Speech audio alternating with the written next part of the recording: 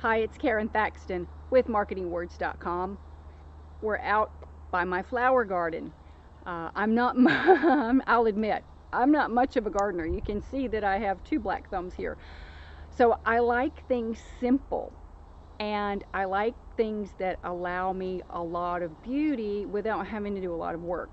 Well, I had some issues going on with this flower bed in particular, that all of the bulbs and rhizopes, however you say them, irises I used to have in here too, had gotten really old and they just weren't doing anything anymore, and I would get greenery but no blooms, and I didn't know what to do about it. I was at a friend of mine's house, and he and his wife had all these gorgeous daylilies, lots and lots of different beds of them all throughout their yard. And he was explaining that these are bulbs and they reproduce, they put out new bulbs. I don't know if all flowers do that, but these do. And that I could plant them once, and the different varieties didn't all bloom at the same time, so there was constant color, as these yellow ones have come up now. Before, I had white ones that have since passed. This is going to be a gorgeous deep purple one that I can't wait to have bloom. So he and his wife were nice enough to give me a ton of daylilies. What does this have to do with blogging? It gives me an opportunity to repurpose my flower bed, to replenish my flower bed, and not, once I do the original work, not have to do a whole lot of work after that, because daylilies are pretty hardy flowers. So I organized everything, I cleaned it up, I planted the new bulbs. They will continue to reproduce. They will continue to put out gorgeous color for months and months and months, and they repurpose themselves over and over year from season to season. If you're blogging, you can do this same thing with your blog posts. When you create your content plan, be sure to include several, every time you're creating a plan, that are evergreen posts, and those you can pull back out later and share with your followers again. First of all, an evergreen post doesn't have any dates to it. It's always good, solid information.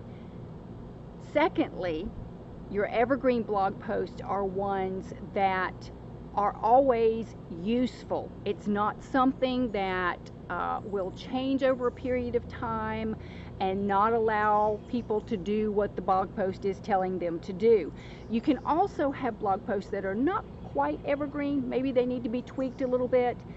Old article marketing strategies from 10-15 years ago, when we didn't have blogs, but we would do guest articles. We would put them on article directory websites and things of that nature. Some of the same principles are still applicable to blogging. So you could pull those out, dust them off, update them a little bit, freshen it up, won't take you but a few minutes, and send them back out again. Is this going to upset your readers that may have already seen these? Chances are no, because if they've been a follower of yours for years, I bet they don't remember the article, or if they do remember it, they're excited to see it again, because it is good evergreen content and it's useful. It's a good reminder to them. All the new people that you've added to your list since this blog post was originally put out are going to enjoy reading it for the first time for them. So repurposing evergreen blog posts and almost evergreen blog posts is a simple way to get followers excited about information. It also gives you a little bit of a break, because you, as the author, the publisher, don't have to constantly publish blog posts week after week after week. Another thing that you can do with these evergreen posts is to include them in your follow-up email series. If you have thank yous that go out when people have subscribed to your newsletter, if you have a follow-up series for products that you sell, You can include these in the back end. It's good, useful information. Give a little bit of a summary and a link that goes back to your blog, and you'll keep that traffic churning just round and round and round so that people always have a way to stay in contact with you.